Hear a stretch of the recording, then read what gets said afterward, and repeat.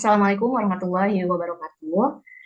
Selamat siang semuanya. Kami dari kelompok 2 akan mempresentasikan pengujian persyaratan analisis dan pengujian hipotesis dari mata kuliah statistika terapan.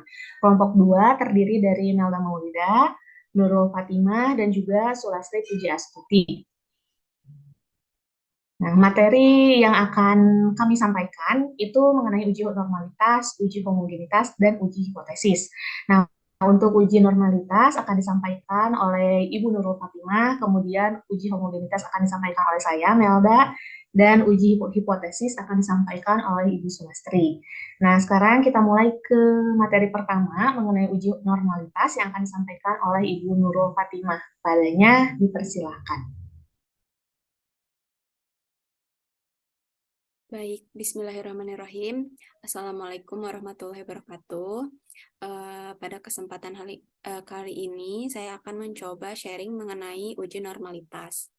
Normalitas sebaran data merupakan syarat menentukan jenis statistik yang dipakai dalam penganalisaan berikutnya.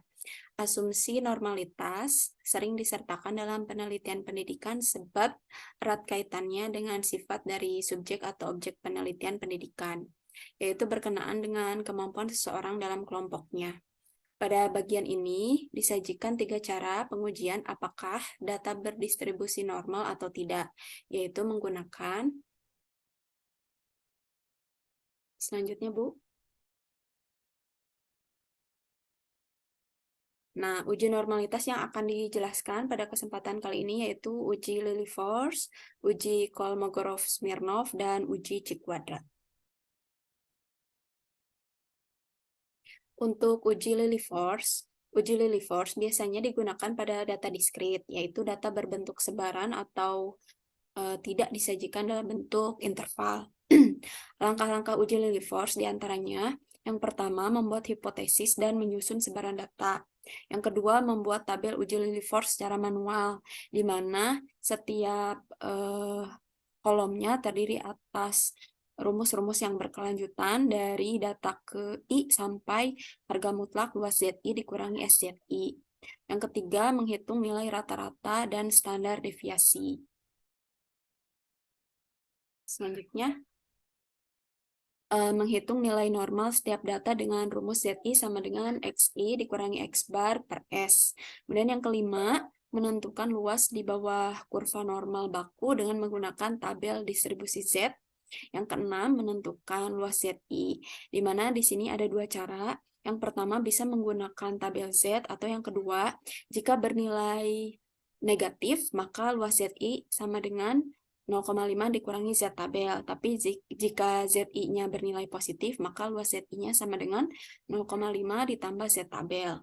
Kemudian yang ketujuh, menghitung nilai SZI, yaitu frekuensi kumulatif relatif dari masing-masing dibagi jumlah data. 8. Menentukan nilai Lilliefors hitung dengan rumus L hitung sama dengan harga mutlak luas ZI dikurangi SZI. 9. Menentukan luas maksimum dari langkah 8. 10. Membandingkan luas maksimum dan nilai Lilliefors tabel. Dan yang ke-11 yaitu menentukan kriteria kenormalan. Dengan kriterianya yaitu jika Lmax lebih kecil dari L tabel, maka data berdistribusi normal. Nah, untuk contohnya yaitu diketahui data nilai matematika yang diikuti oleh 60 siswa SMK yaitu sebagai berikut. Di sini datanya berbentuk diskrit. Nah, pertanyaannya apakah data tersebut berdistribusi normal dengan menggunakan alfanya yaitu 0,05. Langkah yang pertama itu adalah membuat hipotesis. Misalnya hipotesis awalnya itu adalah H0 sama dengan data berdistribusi normal, HA sama dengan data tidak berdistribusi normal, kemudian membuat tabel uji Lilliefors secara manual. Dan yang ketiga, menghitung rata-rata dan standar deviasi. Di sini rata-ratanya sudah dihitung yaitu 77,1333 dan standar deviasinya sama dengan 13,531. Nah, kemudian dari hasil perhitungan dari langkah menentukan data KI sampai harga mutlak luas ZI dikurangi SZI diperoleh sebagai berikut. Di mana misalnya saya ambil contoh data kesatunya yaitu 38 dengan frekuensinya 1 dan frekuensi kumulatifnya 1. Nah, untuk menentukan ZI itu adalah negatif 2,89 dari rumus tadi, ZI sama dengan XI dikurangi X bar per S. Kemudian untuk Z tabelnya sendiri bisa dilihat dari nilai ZI, yaitu negatif 2,89. Nanti di Z tabelnya itu cara menentukannya yaitu untuk barisnya kita menentukan negatif 28 dan kolomnya yaitu 0,009. Nanti dipertemukan mendapat 0,4981. Nah, untuk luas ZI-nya sendiri diperoleh 0,0019, kemudian diperoleh SZI-nya itu adalah 0,02. Nah, tadi luas ZI-nya itu kan 0,0019. Karena nilai ZI-nya negatif, jadi menggunakan rumus 0,5 dikurangi Z tabel. Jadi 0,0019 itu diperoleh dari 0,5 dikurangi 0,4981. Nah, kemudian untuk SZI, itu rumusnya adalah F kumulatif dibagi jumlah data. Jadi di situ F kumulatifnya 1 dibagi 60, jadi diperoleh 0,02. Sedangkan untuk harga mutlak luas ZI-nya diperoleh dari 0,0019 dikurangi 0,02 sama dengan 0,0181. Begitu pula dengan data-data selanjutnya sampai data paling tinggi yaitu 98 diperoleh 0,0618.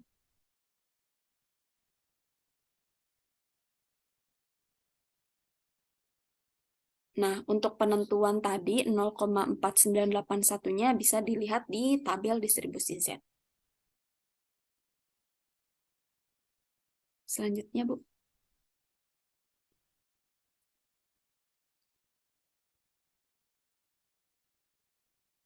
Nah, selanjutnya yaitu menentukan luas maksimum atau Lmax. Tadi diperoleh Lmax-nya itu adalah yang tadi diberi warna kuning, itu adalah 0,0618.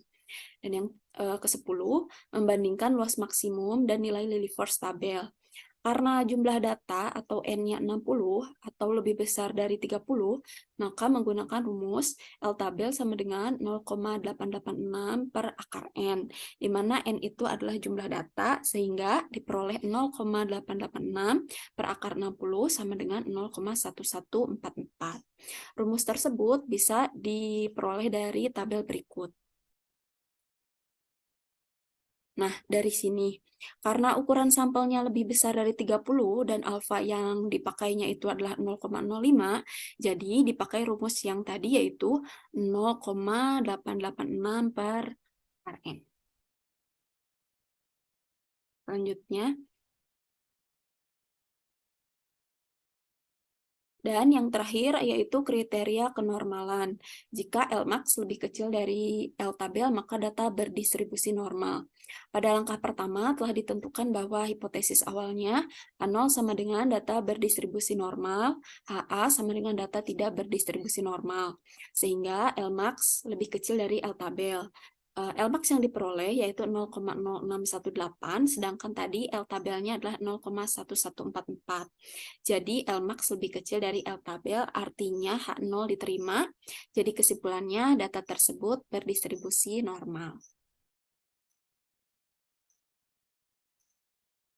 Selanjutnya, yaitu uji Kolmogorov-Smirnov atau KS, merupakan uji non-parametrik yang dapat digunakan dengan sampel kecil atau dengan data ordinal, atau serta dengan data metrik. Uji ini dapat digunakan dengan data kontinu dan diskrit, tetapi terlalu konservatif dalam kasus terakhir. Selanjutnya, contoh soalnya yaitu sebuah toko serba ada akan mengevaluasi kepuasan pelanggan. Sebagai bagian dari panduan belajar, toko menyediakan pelanggan dengan survei untuk menilai keramahan karyawan. Survei menggunakan skala 1-10 dan pengembangnya menunjukkan bahwa skor harus berdistribusi normal. Gunakan uji satu sampel Kolmogorov-Smirnov untuk memutuskan apakah sampel pelanggan yang disurvei merespon dengan skor yang kira-kira cocok dengan distribusi normal, dan hasil survei ditunjukkan pada tabel berikut. Selanjutnya, untuk penyelesaiannya, langkah pertama yaitu nyatakan hipotesis nol dan penelitian. Misalkan H0-nya tidak ada perbedaan antara distribusi skor survei yang diamati dan sampel empiris yang terdistribusi normal. AA-nya yaitu ada perbedaan antara distribusi skor survei yang diamati dan sampel empiris yang terdistribusi normal. Kedua, tetapkan tingkat resiko atau tingkat signifikansi terkait dengan hipotesis nol. Tingkat resiko juga disebut alfa. Di sini alfa yang digunakan adalah 0,05. 3. Hitung statistik uji. Pertama, tentukan titik tengah dan standar deviasi untuk sampel yang diamati. Tabel berikut akan membantu mengelola penjumlahan untuk proses ini. Selanjutnya, tabel penjumlahan hitung statistik uji. Tadi skor surveinya itu ditentukan 1-10. Tapi tidak ada yang mengisi 1 sehingga frekuensinya 0, dan tidak ada juga yang mengisi 10 sehingga frekuensinya 0. Selanjutnya FI kali XI, hasil dari untuk data yang pertama, misalnya saya ambil 1 kali 0 itu sama dengan 0. Kemudian yang kedua, FI kali XI kuadrat diperoleh 0 juga. Kemudian hasil jumlah dari FI kali XI-nya itu sama dengan 107. Hasil jumlah dari FI kali XI kuadratnya sama dengan 635. Nah, untuk menentukan titik tengahnya atau M, itu rumusnya adalah Xmax atau nilai maksimum ditambah nilai data minimum dibagi 2. Di sini nilai atau data maksimumnya adalah 9, karena data 10 tidak ada yang memilih. Sehingga kita pilih 9, dan data yang terkecilnya itu adalah 2. Jadi 11 dibagi 2 itu adalah 5,5, sedangkan simpangan bakunya setelah dihitung itu mendapatkan 1,81. Selanjutnya, tabel perhitungan Z-score, frekuensi relatif empiris, dan frekuensi relatif, di mana skor survei dan FI-nya sama seperti tadi, cuman tambahannya sekarang ada Z-score-nya dengan rumus yang Z sama dengan XI, harga mutlak dari XI kurangi M per S. Misalnya saya ambil data yang skor surveinya adalah 4. Itu saya sudah menebalkannya, jadi 4 dikurangi 5,5 dari yang tadi, M, nilai tengah, dibagi standar deviasi yang sudah dihitung juga, yaitu 1,81, sehingga dihasilkan 0,83 untuk set score-nya. Kemudian gunakan setiap set score untuk menentukan probabilitas yang terkait dengan setiap nilai PXI. Selanjutnya, untuk menentukan nilai frekuensi empiris, untuk setiap nilai, kurangi nilai sebelumnya, FR kurangi 1 dari nilai probabilitas terkait PXI. Dengan kata lain, rumus dari FR itu sama dengan PXI dikurangi FR kurangi 1. Ditetapkan distribusi frekuensi empiris, XI sama dengan 1, sampai titik tengahnya XI sama dengan 5. Dihasilkan sebagai berikut. Selanjutnya, menentukan nilai distribusi frekuensi yang diamati atau FR. Nah, untuk menentukan FR, itu nilai survei yang saya ambil, misalnya lanjutan dari tadi, itu adalah skor surveinya yaitu 4. Sehingga FR4 sama dengan FXI per N. Nah, FXI-nya itu adalah 3/20. Jadi diperoleh FR-nya itu adalah 0,150 untuk skor survei yang bernilai 4.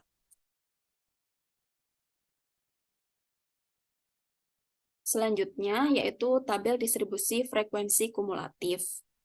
Selanjutnya menentukan divergensi nilai absolut D antara distribusi frekuensi kumulatif, di mana rumusnya adalah D4 sama dengan F4 dikurangi S4. Nah, untuk F4-nya sendiri itu diperoleh dari 0,230 dikurangi 0,300. Nah, 0,230 itu Bapak Ibu bisa lihat di skor survei yang 4 ya. Untuk FXI, kemudian 0,300 itu ada di kolom SXI dengan skor surveinya itu 4, sehingga diperoleh 0,070. Dan untuk D4-nya sendiri itu 0,23 dikurangi 0,150. Jadi F4, harga mutlak F4 dikurangi S3, sehingga diperoleh 0,080. Selanjutnya, tabel perhitungan skor survei. Jadi, tabel-tabelnya itu merupakan kelanjutan dari tabel-tabel sebelumnya. Nah, untuk menentukan statistik uji Z digunakan nilai terbesar. Jadi, nilai terbesarnya itu adalah 0,180. Ada di skor survei 5 yang sudah saya beri tanda bintang. Nah, itu. Sehingga akar N-nya itu tadi, N-nya itu adalah 20. Akar 20 dikali 0,180. Jadi statistik uji Z-nya diperoleh 0,805. Selanjutnya, menentukan nilai P yang terkait dengan statistik uji. Statistik uji Kolmogorov-Smirnov Z dan rumus Smirnov digunakan untuk memasukkan estimasi probabilitas dua arah P. Karena 0,27 lebih kecil sama dengan Z, lebih kecil dari 1, sehingga kita menggunakan rumus berikut, dan diperoleh hasil P-nya sama dengan 0,536. Nah, selanjutnya yaitu bandingkan nilai P dengan tingkat resiko atau tingkat resiko signifikansi terkait dengan hipotesis 0.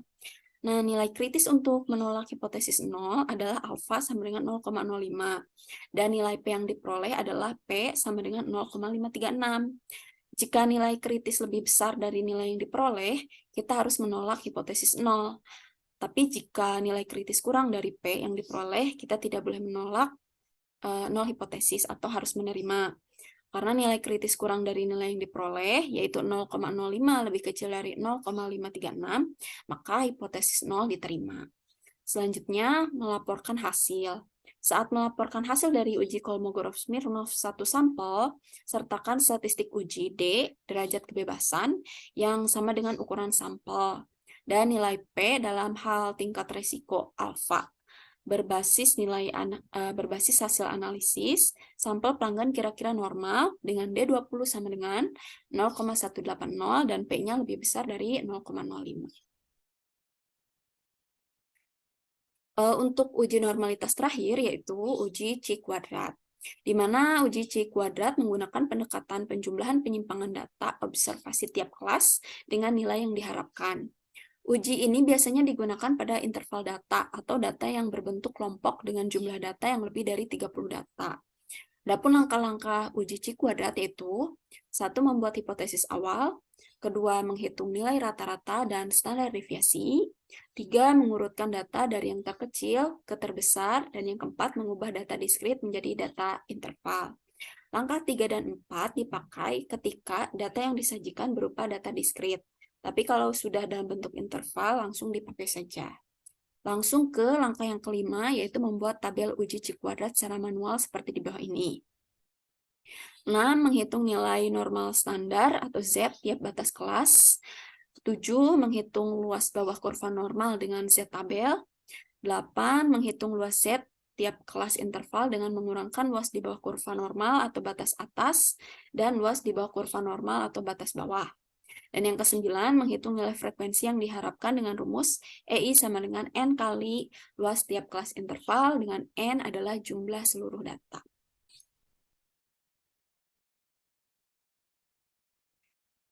Kemudian selanjutnya menghitung nilai Chi kuadrat. Yang ke-12 menentukan Chi kuadrat tabel. Kemudian yang ke-13 membandingkan nilai Chi kuadrat hitung dan nilai Chi kuadrat tabel. Dan yang terakhir membuat kesimpulan dengan kriteria pengujian. Jika X atau Chi kuadrat hitung lebih kecil dari Chi kuadrat tabel, maka data berdistribusi normal. Nah, untuk contohnya saya sajikan seperti contoh pada uji Lilliefors. Tapi sekarang menggunakan uji Chi kuadrat. Dengan langkah yang pertama, sama seperti tadi, yaitu membuat hipotesis. Yang kedua, menghitung rata-rata dan standar deviasi. Dan yang ketiga, karena menggunakan uji C kuadrat, berarti kita membuat tabel C kuadrat. Selanjutnya, nah, untuk tabel perhitungan C kuadrat secara manual adalah sebagai berikut. Karena tadi datanya berbentuk diskrit dan C kuadrat itu harus dalam bentuk data interval, jadi kita harus ubah dulu ke dalam data berkelompok, kemudian tentukan batas kelas bawah dan batas kelas atasnya, kemudian kita tentukan juga Z batas kelasnya, Z batas kelas atas, dan Z batas kelas bawah. Kemudian selanjutnya luas di bawah kurva normal diperoleh dari tabel distribusi Z untuk yang kelas yang pertama, misalnya untuk batas bawahnya luasnya itu 0,0017 dan batas atasnya 0,0119. Langkah untuk menentukan luas di bawah kurva normal juga sama. Misalnya kita ambil negatif 29 itu untuk baris dan 0,03 itu untuk kolom, nanti dipertemukan seperti itu. Kemudian untuk luas Z tabelnya sendiri diperoleh 0,0102. Kemudian untuk EI-nya, nah EI-nya diperoleh 0,612. EI itu adalah tadi menghitung nilai frekuensi yang diharapkan, N dikali luas tiap kelas interval. Kemudian untuk OI-nya sendiri itu adalah nilai observasi, di mana kelas interval dari 38 sampai 46 itu ada 1. Dan yang terakhir adalah menghitung nilai C kuadrat dengan rumus sebagai berikut, sehingga diperoleh 0,25. Nah, ini adalah contoh tabel Z negatif dan tabel Z positif. Jadi berbeda untuk menentukan nilai tabel untuk menggunakan tabelnya tergantung dari apakah nilai Z-nya itu negatif, berarti pakai tabel Z negatif. Kalau nilai tabel Z-nya positif, menggunakan tabel Z positif. Selanjutnya, menentukan C kuadrat tabel. Nah, untuk C kuadrat tabel itu rumusnya adalah C kuadrat alfa K kurangi 1. Nah, untuk alfanya sendiri tadi sudah ditentukan bahwa alfanya 0,05. Sedangkan K-nya itu adalah banyak kelas. Tadi banyak kelasnya ada 7. Sehingga C kuadrat itu alfanya 0,05, kemudian kolomnya itu 6. Sehingga kalau misalnya kita lihat di tabel C kuadrat, nanti kita pilih alfanya 0,05 dan barisnya itu adalah 6. Jadi ketika kita pertemukan itu diperoleh 12,5916. Kemudian langkah yang terakhir yaitu kriteria pengujian, di mana kriterianya itu adalah C kuadrat hitung lebih kecil dari C kuadrat tabel. Nah, diperoleh C kuadrat hitungnya itu 2,18, C kuadrat tabelnya 12,5916. Artinya bahwa H0 diterima. Jadi kesimpulannya data tersebut berdistribusi normal. Mungkin sekian dari saya mengenai uji normalitas. Mohon maaf apabila ada kekurangan. Selanjutnya diserahkan kepada moderator. Baik, terima kasih Ibu Nurul yang sudah menjelaskan mengenai normalitas, uji normalitas. Nah, selanjutnya materi mengenai homogenitas akan saya paparkan sedikit mengenai uji normalitas. Sorry, uji homogenitas. Uji homogenitas adalah prosedur uji statistik yang bertujuan untuk menunjukkan bahwa dua atau lebih kelompok sampel data itu diambil dari populasi yang memiliki variasi yang sama. Nah, untuk menguji homogenitas itu ada beberapa uji yang bisa dilakukan. Nah, tapi kelompok kami itu akan memaparkan hanya dua uji, yaitu uji Fisher atau uji F dan juga uji Bartlett. Nah, yang pertama yaitu uji Fisher. Nah, uji Fisher sendiri, kenapa sih namanya Fisher gitu ya? Karena penemunya itu adalah Ronald A. Fisher. Gitu. Makanya dia dinamakan sebagai uji Fisher. Nah, beliau ini adalah seorang ahli statistik dari Inggris. Nah, untuk rumus uji Fisher-nya sendiri seperti ini, dilambangkan sebagai F. Di sini adalah varians terbesar dibagi varians terkecil. Nah, untuk langkah-langkahnya di dalam uji Fisher, kita langsung saja ke contoh soalnya. Nah, contoh soalnya itu diketahui data hasil belajar matematika siswa di kelas A dan kelas B itu sebagai berikut, seperti di tabel ini. Nah, kemudian ujilah dengan alfanya itu 0,05, apakah hasil belajar matematika kedua kelas tersebut itu homogen atau tidak. Pertama yang kita lakukan itu adalah membuat hipotesisnya. Hipotesis H0 yang pertama itu hasil belajar di kelas A dan di kelas B itu berasal dari populasi yang homogen. Kalau satunya itu dari populasi yang tidak homogen. Nah, untuk langkah keduanya itu menentukan mean dan simpangan baku. Nah, saya sudah buatkan di tabel. Nah, di sini adalah sampel, karena sampel dari kedua kelas itu sama-sama 10. Kelas A ada 10, di kelas B juga ada 10. Nah, dengan masing-masing nilainya, ini adalah nilai kelas A, dan ini adalah nilai dari kelas B. Nah, keduanya ini dihitung rata-ratanya. Ini rata-rata kelas A 88,6 dan rata-rata di kelas B yang ini. Nah, selanjutnya keduanya ini dihitung variansnya. Nah, untuk menghitung varians kita membutuhkan XA, yaitu nilai dari setiap sampelnya dikurangi dari rata-rata kelasnya. Nah, kemudian dikuadratkan dan dijumlahkan. Nah, dibagi dari N-1. N di sini adalah jumlah dari sampel per kelasnya. Nah, sehingga varians dari kelas A itu didapatkan 74,93, sedangkan dari kelas B variansnya itu adalah 28,9. Nah, setelah kita tahu variansnya, nah kita langsung menghitung F hitungnya. Nah, F hitungnya tadi adalah varians terbesar, yaitu 74,93, itu dibagi dengan varians terkecilnya, yaitu 28,9.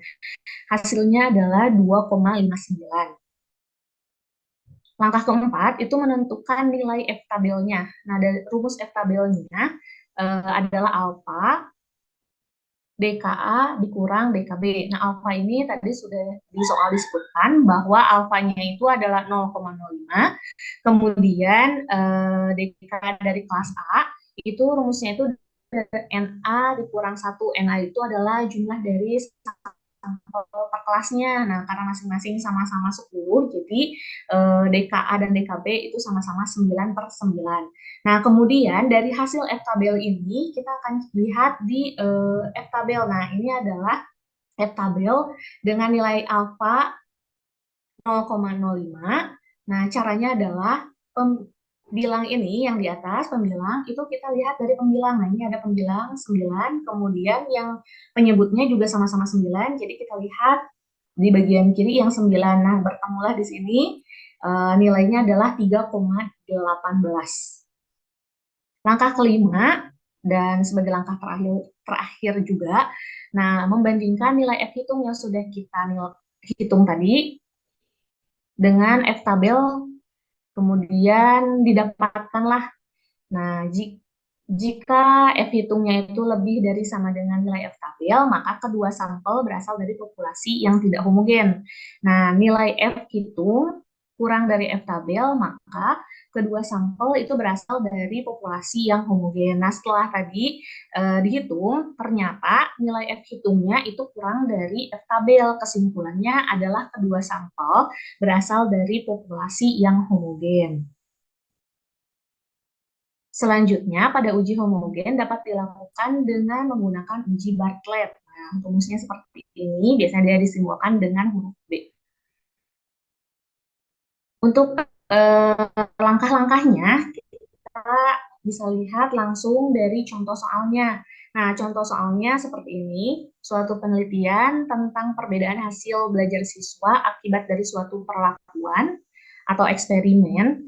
Adapun perlakuan yang diberikan itu perbedaan strategi atau metode pembelajaran pada siswa. Adapun kelas eksperimen itu disebutnya sebagai kelas A, metode A, menggunakan ceramah dengan media, sedangkan kelas kontrol adalah metode B, menggunakan ceramah tapi tanpa media. Nah, sebelum dilakukan perlakuan, keduanya ini melakukan pretest. Nah, adapun hasil pretestnya seperti pada tabel ini, di sini tertera mengenai tabel pretest dari kelas eksperimen atau A. Kemudian ini adalah hasil pretest dari kelas kontrol, yaitu kelas B. Langkah pertama itu kita menghitung derajat kebebasannya dari masing-masing kelompok. Nah, tadi di kelompok A, nah ini jumlah siswanya adalah 10 data, ada 10 data. Nah, sedangkan di kelas B itu ada 11. Nah, sehingga didapatkanlah DKA-nya itu 9 dan derajat kebebasan untuk kelas B itu adalah 10.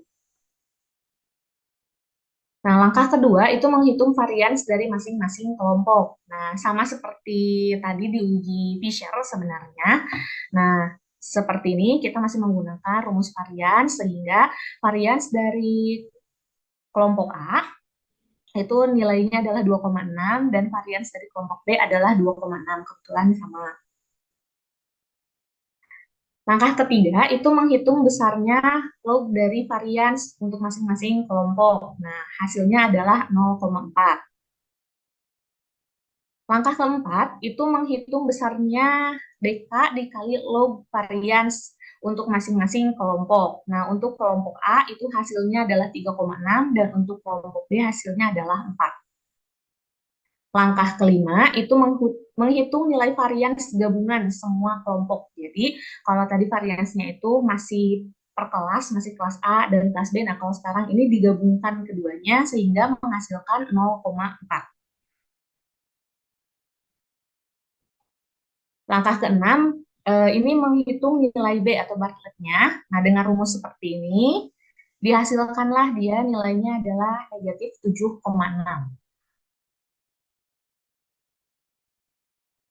Yang ketujuh, menghitung harga C kuadrat. Nah, untuk uji Bartlett sendiri, nanti pada akhirnya kita akan membandingkan dengan tabel C kuadrat. Maka kita harus menghitung dulu nilai dari C kuadrat dari Bartlett tadi.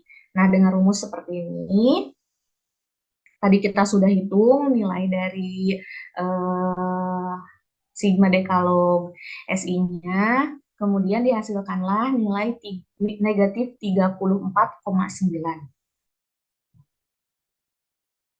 Nah, yang terakhir, nomor 8, itu adalah kesimpulannya.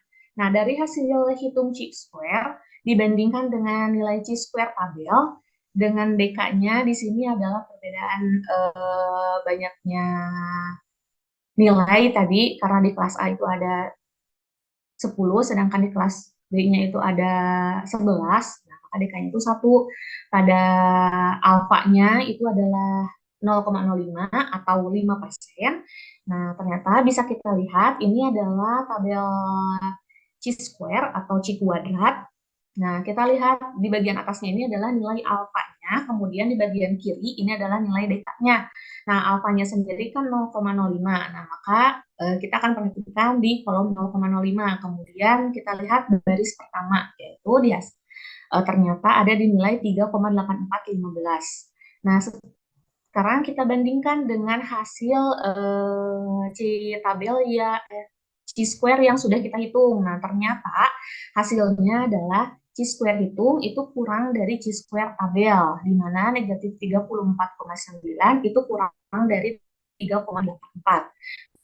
Maka skor pretest prestasi belajar kelas kontrol dan kelas eksperimen itu homogen.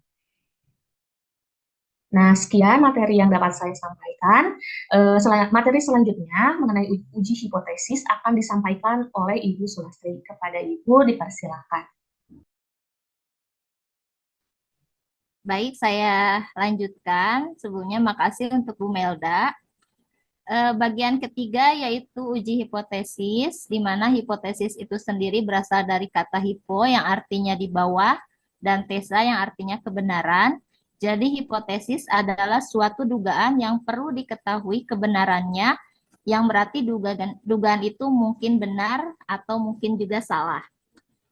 Hipotesis merupakan suatu pernyataan yang masih lemah kebenarannya, yang perlu dibuktikan dan diuji untuk kemudian hasilnya nanti diterima atau ditolak. Pengujian hipotesis adalah suatu prosedur yang akan menghasilkan suatu keputusan menerima atau menolak hipotesis. Berikutnya, Bu. Adapun ciri-ciri dari hipotesis, yang pertama, hipotesis harus jelas, tepat, dan mampu diuji. Kedua, menyatakan hubungan antar variabel. Ketiga, dibatasi ruang lingkup, harus spesifik, konsisten, mudah dipahami, dan harus diuji dalam waktu wajar. Keempat, harus menjelaskan fakta-fakta yang menimbulkan perlunya penjelasan. Kemudian, adapun fungsi untuk hipotesis sendiri, sebagai kerangka penyusunan dan penarikan kesimpulan. Yang kedua, pengujian, gagasan, dan kebenaran teori. Ketiga, penjelasan sementara tentang gejala. Yang keempat, gambaran pola pada suatu penelitian dalam pemilihan sampel. Kelima, prosedur yang harus dilakukan dalam penelitian. Kemudian, manfaat hipotesis itu sendiri, yang pertama itu sebagai panduan pengujian dan penyesuaian antar fakta. Alat yang kedua, alat untuk memfokuskan fakta dalam penelitian. Ketiga, memperkecil jangkauan dan memberikan batasan kerja. Keempat, menyiagakan penelitian pada hubungan antar fakta dan kondisi fakta. Kemudian, di sini ada dua kesalahan yang perlu dicegah dalam hipotesis itu sendiri. Di sini ada hipotesis H0 diterima kalau benar itu keputusannya benar, dan salah itu kalau keputusannya salah atau salah jenis kedua. Hipotesis A0 ditolak jika keputusan salah jenis ke-1 dan dinyatakan salah jika keputusan benar. Berikutnya.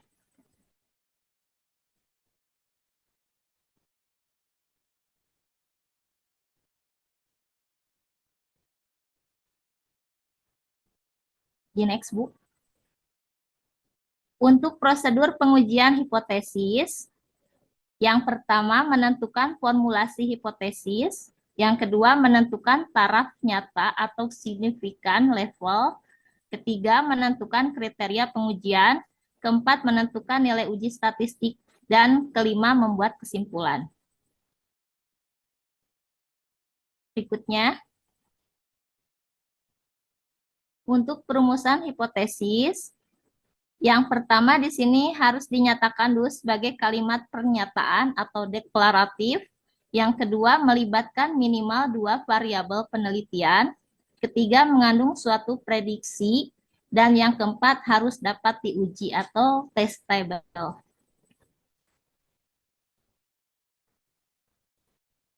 Untuk jenis-jenis hipotesis itu sendiri terbagi menjadi 2. Yang pertama ada hipotesis nol, di mana suatu pernyataan yang akan diuji dan hipotesis tersebut tidak memiliki perbedaan atau perbedaannya nol dengan hipotesis sebenarnya. Yang kedua, maaf di sini harusnya kedua ya. Di sini hipotesis alternatif, yaitu segala hipotesis yang berbeda dengan hipotesis nol, di mana pemilihan hipotesis ini tergantung dari sifat masalah yang dihadapi. Berikutnya. Dan di sini ada hipotesis nol, di mana mu-nya itu harus sama dengan mu nol, dengan beberapa kemungkinan hipotesis alternatif. Hipotesis alternatif di mana mu-nya kurang dari mu nol, dan mu-nya lebih dari mu nol, atau mu tidak sama dengan mu nol, satu sisi dan dua sisi.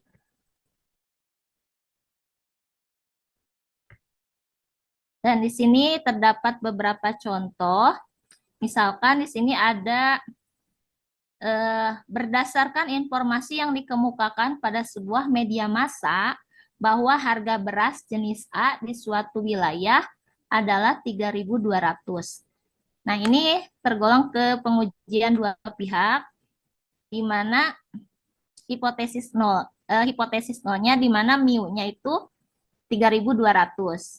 Dan untuk hipotesis alternatifnya, di mana mu-nya tidak sama dengan 3.200. Kemudian contoh yang kedua, di sini ada harga beras jenis A di suatu wilayah kurang dari 3.200. Nah, kalau ini jenisnya pengujian satu pihak, pihaknya itu nanti terbagi ada pihak kiri dan kanan. Untuk contoh 2 ada pihak kiri. Di sini ada hipotesis nolnya, di mana mu-nya lebih besar sama dengan 3.200, dan hipotesis alternatifnya di mana mu-nya kurang dari 3.200. Contoh yang ketiga, di sini ada harga beras jenis A di suatu wilayah tidak lebih dari 3.200. Nah, ini tergolong ke pengujian satu pihak kanan ya, di mana hipotesis nolnya dan mu itu sendiri kurang dari sama dengan 3.200, dan hipotesis alternatifnya di mana mu-nya lebih dari 3.200. Berikutnya, untuk menentukan taraf nyata atau signifikan level, di sini ada beberapa. Yang pertama itu ada besarnya batas toleransi dalam menerima kesalahan hasil hipotesis terhadap nilai parameter populasinya. Yang berikutnya, besarnya taraf nyata bergantung pada keberanian pembuat keputusan yang dalam hal ini berapa besarnya kesalahan yang akan ditolerir. Kemudian besarnya kesalahan tersebut disebut sebagai daerah kritis pengujian atau daerah penolakan. Untuk menentukan kriteria pengujian, yang pertama, bentuk pembuatan keputusan dalam menerima atau menolak hipotesis nol dengan cara membandingkan nilai alfa tabel distribusinya dengan nilai statistiknya sesuai dengan bentuk pengujiannya. Yang kedua, penerimaan hipotesis nol, yaitu nilai ujian statistiknya berada di luar nilai kritis. Dan untuk penolakan hipotesis nol, di mana nilai uji statistiknya berada dalam nilai kritis. Berikutnya, di sini ada hipotesis yang sudah dirumuskan, kemudian harus diuji.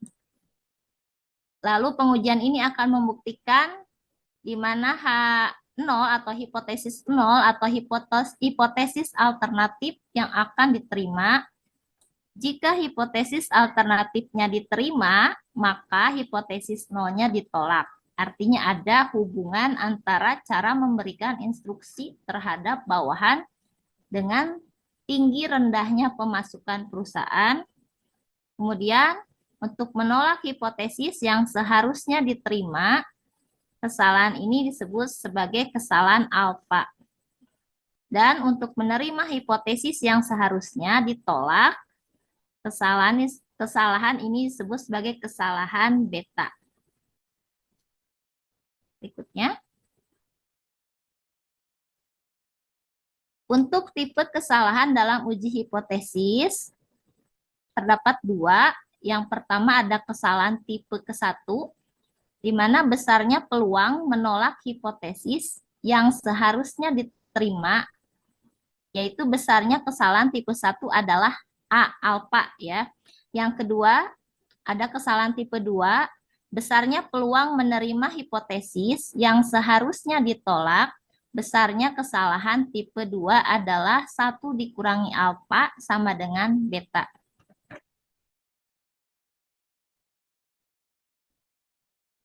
Kemudian di sini ada dua uji. Yang pertama ada uji dua sisi dan ada uji satu sisi. Di mana uji satu sisi ini terbagi menjadi kiri dan kanan ya. Kita bahas dulu yang pertama ada uji satu sisi atau one tail, digunakan jika parameter populasi dalam hipotesis dinyatakan lebih besar atau lebih kecil. Yang kedua, ada uji dua sisi atau two tail digunakan jika parameter populasi dalam hipotesis dinyatakan sama dengan.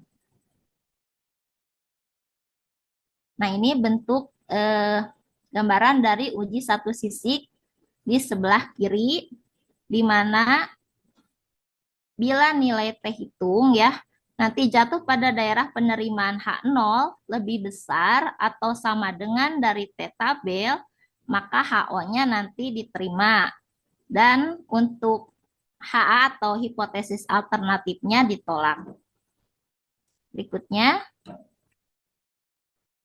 nah ini untuk gambar untuk uji satu sisi dan sisinya sisi kanan, ini didapat atau berlaku ketentuan bahwa nilai T lebih kecil atau sama dengan nilai T tabel, maka HO-nya atau hipotesis nolnya diterima dan hipotesis alternatifnya ditolak.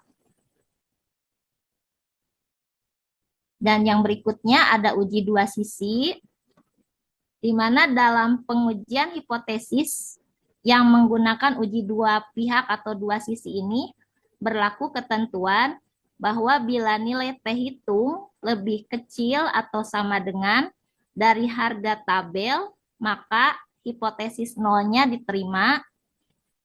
Nilai T hitungnya adalah nilai mutlak. Jadi nanti tidak terlihat positif atau negatifnya. Berikutnya. Adapun langkah-langkah uji hipotesis yang pertama, di sini ada hipotesis itu sendiri. Ada bagian A-nya itu di mana hipotesis nolnya, mu-nya itu sama dengan mu 0. Dan hipotesis alternatifnya, di mana mu-nya tidak sama dengan mu 0. Yang B, untuk hipotesis 0, di mana mu-nya sama dengan mu 0, dan hipotesis alternatifnya mu-nya lebih besar dari mu 0. Yang C, di sini ada hipotesis 0, di mana mu-nya sama dengan mu 0, dan hipotesis alternatifnya di mana mu itu lebih kecil daripada mu 0. Langkah kedua ada tingkat signifikansi. Nah, di sini ada uji dua pihak. Seperti yang langkah pertama, terlihat ada hipotesis 0, di mana mu-nya sama dengan mu 0, dan hipotesis alternatifnya mu-nya tidak sama dengan mu 0. Untuk langkah ketiga, ada hipotesis 0 diterima jika Z-nya kurang dari Z1/2 alfa atau Z-nya lebih dari negatif Z setengah dari alfa. Yang berikutnya, ada uji satu pihak di sisi kanan, di mana hipotesis nolnya, mu-nya sama dengan mu 0, dan hipotesis alternatifnya mu-nya lebih dari mu 0. Untuk hipotesis 0 diterima jika Z-nya kurang dari sama dengan Z alfa. Dan yang ketiga, ini ada uji satu pihak di sisi kiri. Hipotesis nolnya, di mana mu-nya sama dengan mu 0, dan hipotesis alternatifnya mu-nya kurang dari mu 0. Untuk hipotesis 0 diterima jika Z-nya lebih dari sama dengan negatif Z alfa.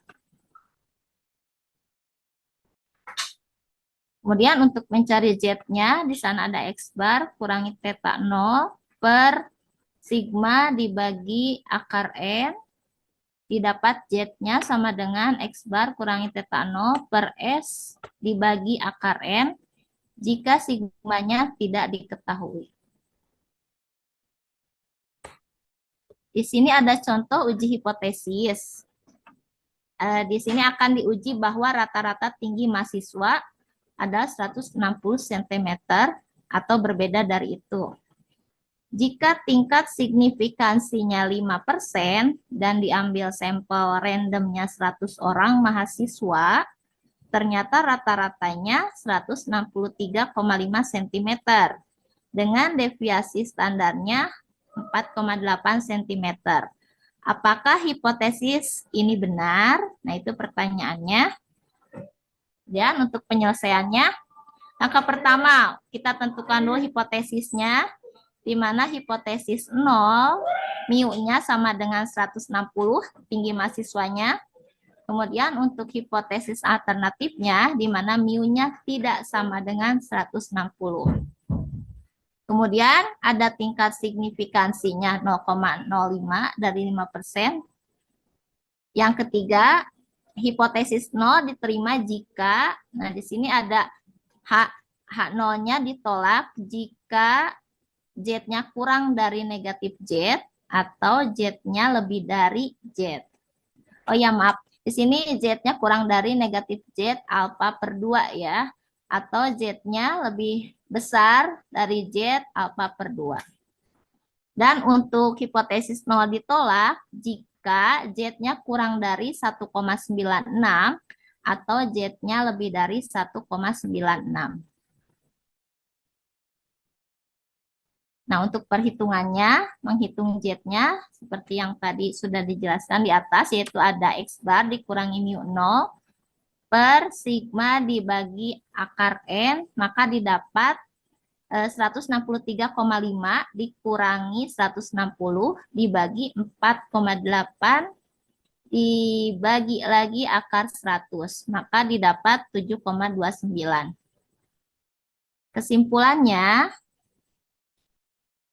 di sini terlihat Z-nya itu 7,29, berarti lebih dari 1,96. Maka H0 atau hipotesis 0-nya ditolak. Jadi, untuk diterimanya rata-rata tinggi badan mahasiswa berbeda dari 160 cm. Mungkin untuk penjelasan tentang uji hipotesis cukup sekian. Mau dikembalikan lagi kepada moderator. Terima kasih. Baik, terima kasih Ibu Sulastri sudah menjelaskan materinya mengenai uji hipotesis. Nah, sekarang penutupnya, kesimpulannya, uji normalitas dan homogenitas itu adalah prasyarat sebelum menggunakan statistik parametrik. Jika prasyarat tidak terpenuhi, maka menggunakan statistik non-parametrik. Nah, dalam pengujian hipotesis, itu pada dasarnya ada dua buah jenis kesalahan yang dapat kita buat, yaitu kesalahan tipe 1, di mana suatu kesalahan bila menolak hipotesis 0 yang benar, yang seharusnya diterima. Dan tipe kesalahan yang kedua, dinamakan tipe 2, itu di mana suatu kesalahan bila menerima hipotesis yang salah, yang seharusnya ditolak. Nah, sarannya dalam penelitian selanjutnya, penting untuk melakukan uji normalitas pada setiap variabel yang digunakan untuk memastikan keabsahan analisis statistik yang digunakan. Kemudian juga perlu memahami dan memeriksa asumsi statistik yang relevan dalam analisis data sangatlah penting. Hal ini akan memastikan keakuratan dan keandalan temuan penelitian serta menghindari kesalahan interpretasi yang mungkin terjadi. Nah, sekian presentasi dari kelompok 2. Mohon maaf atas segala kekurangannya dan terima kasih atas perhatiannya. Assalamualaikum warahmatullahi wabarakatuh. Waalaikumsalam. Waalaikumsalam warahmatullahi wabarakatuh.